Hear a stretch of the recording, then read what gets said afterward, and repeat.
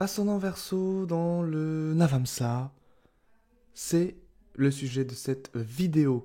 Alors, l'ascendant Verseau, c'est tout ce qui a un rapport avec la vision élevée au niveau philosophique, au niveau de la communauté.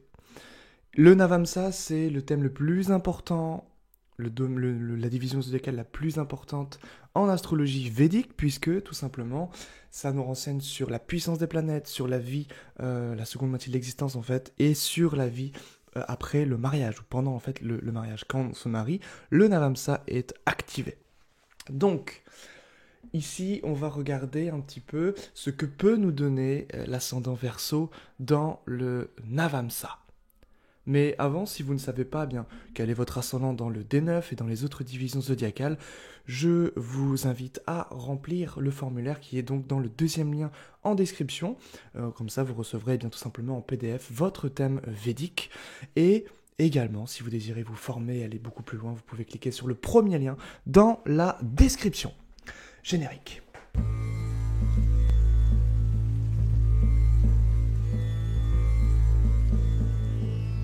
Ascendant Verseau dans le Navamsa. Alors là, ça va être intéressant. On va voir un petit peu que, déjà, qui peut avoir ascendant Verseau dans le Navamsa? Tout simplement, toutes les personnes qui ont l'ascendant en terre, l'ascendant en air et l'ascendant en eau. Donc ici, désolé, si vous êtes ascendant Bélier, Lion ou Sagittaire, vous ne serez jamais ascendant Verseau dans le Navamsa. Donc également, c'est le deuxième pada, donc le deuxième quartier de signes qui donne en fait cet ascendant Verseau. Alors ici, on va donc passer dans la première moitié de l'existence, donc dans un signe qui a une certaine qualité élémentaire, à un autre signe qui est donc celui du Verseau. Alors, si vous êtes ascendant Terre, c'est-à-dire Taureau, Vierge et Capricorne, vous allez en fait passer du côté matériel, c'est-à-dire on accumule des richesses, on accumule des choses en rapport avec la matérialité, en rapport avec vraiment le monde matériel, et au fur et à mesure de l'existence, la conscience va s'élargir pour tendre en fait vers un monde plus fraternel, plus en conscience avec le collectif, avec la communauté, avec le monde de manière globale. Donc ça, c'est très intéressant de voir cette évolution des signes de terre vers le signe du Verseau, donc qui est le signe d'air le plus subtil, entre guillemets le plus élevé, même s'il n'y a pas nécessairement d'hierarchie, mais en tout cas, effectivement, le signe du Verseau et le signe du Poisson, ce sont les deux signes les plus mystiques, ce sont les deux signes qui, en fait, nous renseignent sur une conscience beaucoup plus élevée au niveau spirituel et au niveau de ce que l'on peut accomplir dans ce monde. Voilà.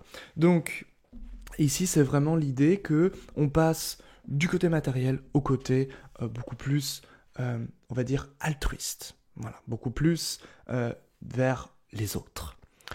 Ça, c'est quand on passe de la Terre au Verseau. Ensuite, on va passer du même élément, donc de l'air au Verseau. Donc évidemment, si vous êtes né ascendant Verseau dans le D1 et que donc dans le thème natal principal et que vous êtes ascendant Verseau dans le D9, c'est une continuité, évidemment. Ça va venir renforcer cet élan que vous allez pouvoir suivre tout le long de votre vie.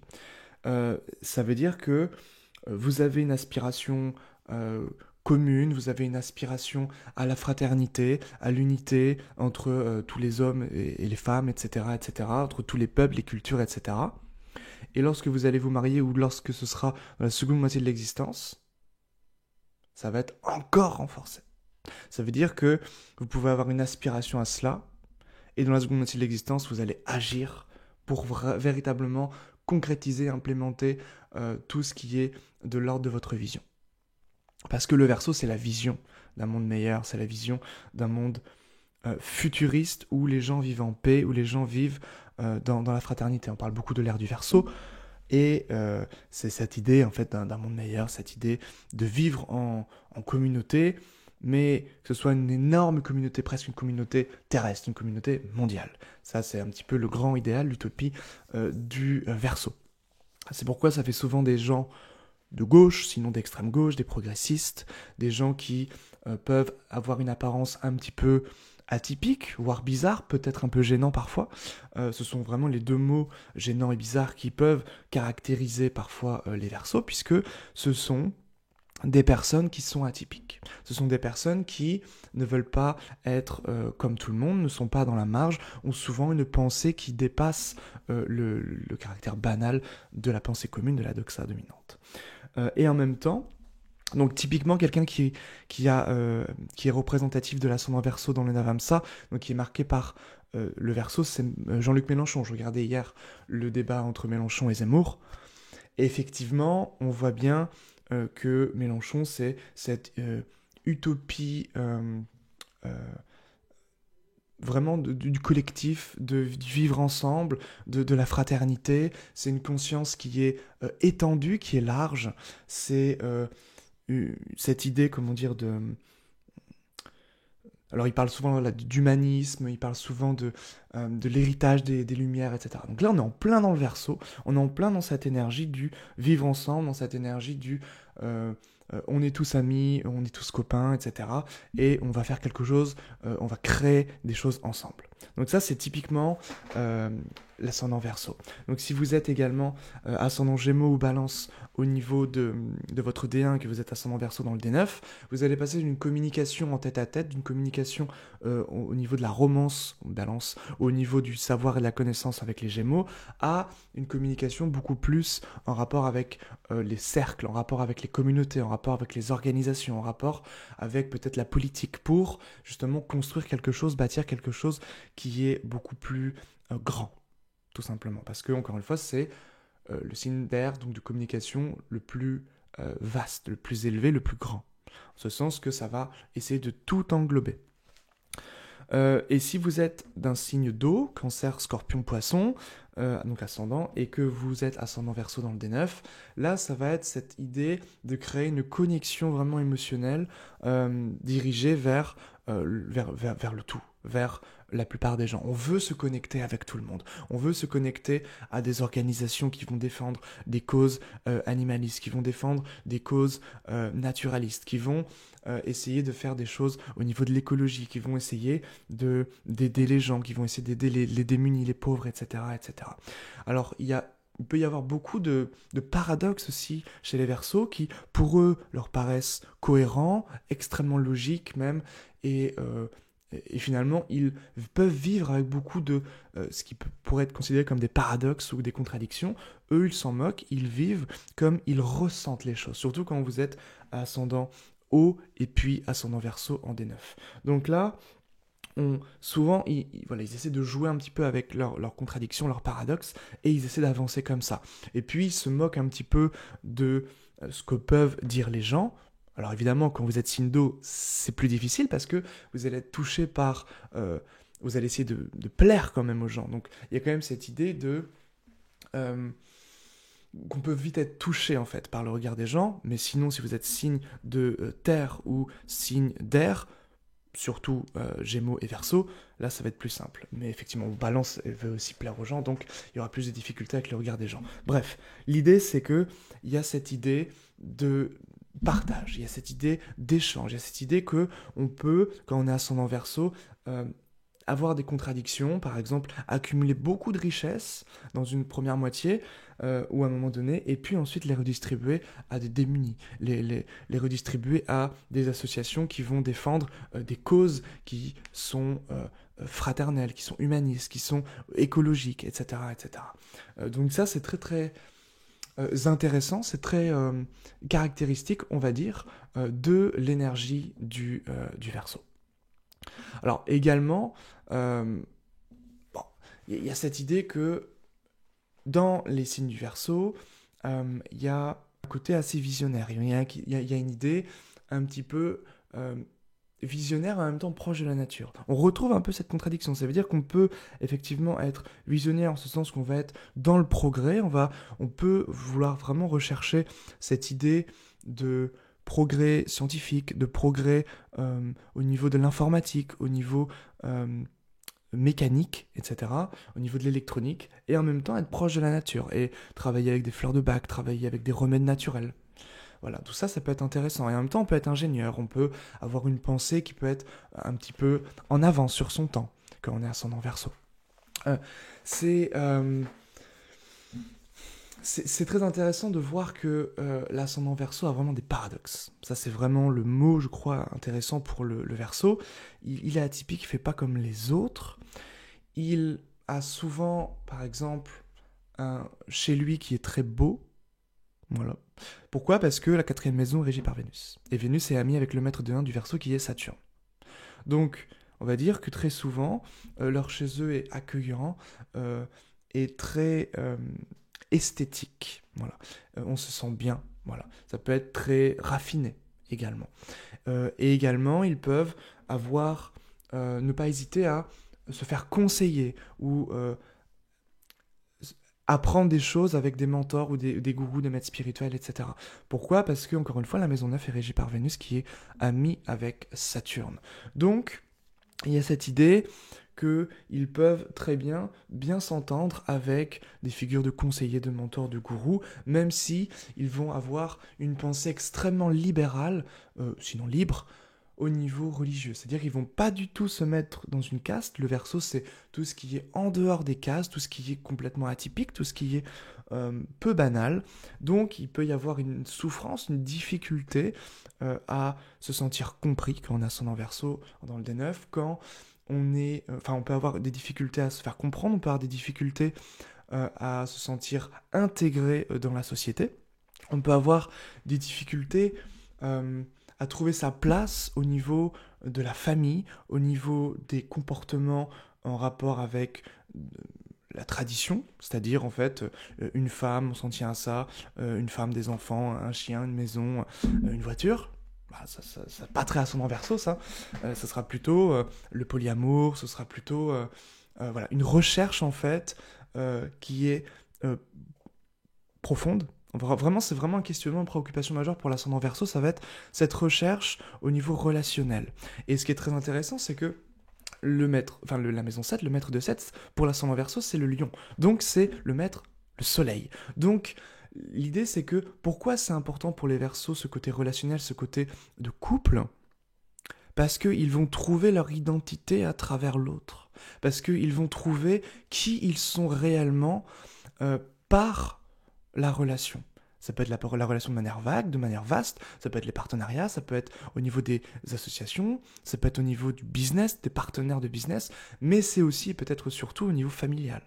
C'est-à-dire que d'eux-mêmes, ils peuvent avoir de l'argent au niveau de leur famille, ils peuvent avoir reçu une éducation en rapport avec plutôt une éducation de non-conflit en fait, plutôt une éducation harmonieuse, et en même temps ils vont beaucoup se chercher pour essayer de trouver qui ils sont en fondant un foyer, une famille. Et très souvent cette famille va pouvoir être au moins dans une première expérience ou première moitié quelque chose en rapport avec quelque chose d'atypique en fait par rapport à la famille. Ça peut être le polyamour, ça peut être on essaie de sortir avec des hommes, des femmes, etc. etc. En fait, il y a ce côté un peu atypique, on se cherche parce qu'on veut trouver notre identité, on veut savoir qui on est réellement, et ça se fait généralement à travers l'autre, à travers la relation de l'autre. Et l'autre va apporter un cadre vraiment au Verseau, et ça c'est très important. Pourquoi? Parce que le Verseau, très souvent, peut partir dans tous les sens, peut être un peu dans sa bulle, un peu de monde un peu presque fantasmé, parce que la maison 6 est régie par la Lune.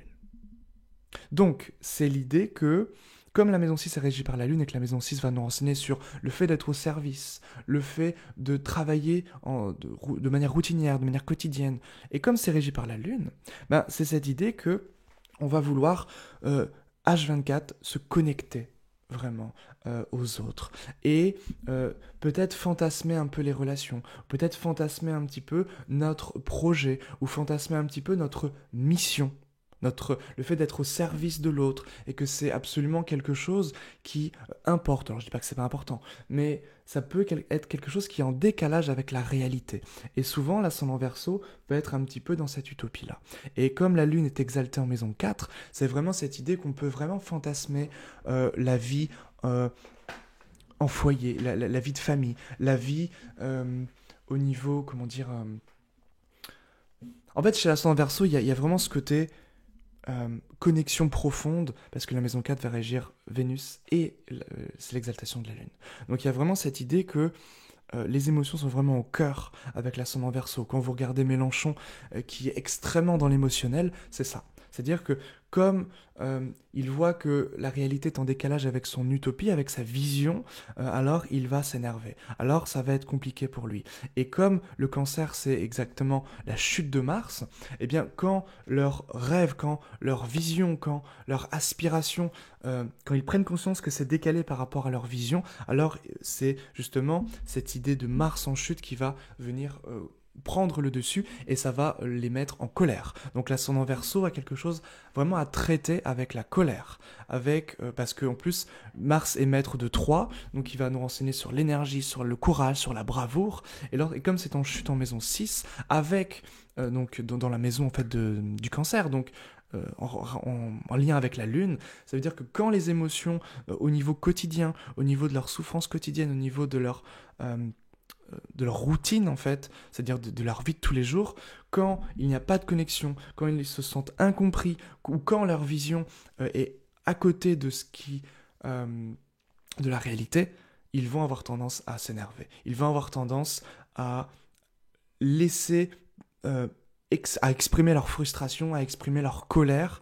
C'est une véritable souffrance en fait pour eux, parce que ils ont une vision, ils savent en fait, ils savent que cette vision est possible, ils savent que cette vision a pour essence l'amour, et que évidemment c'est l'amour qui va qui peut faire changer les choses. Il n'y a qu'une seule chose qui peut faire changer le cours des choses, c'est l'amour. C'est-à-dire que c'est l'aspiration fondamentale, ils en sont conscients, ils savent que il faut tendre vers ça, et ils voient que superficiellement, en termes vraiment factuels, l'humanité est complètement à côté de la plaque, complètement à côté de cette essence, complètement à côté de ce qui importe réellement, donc de l'essentiel.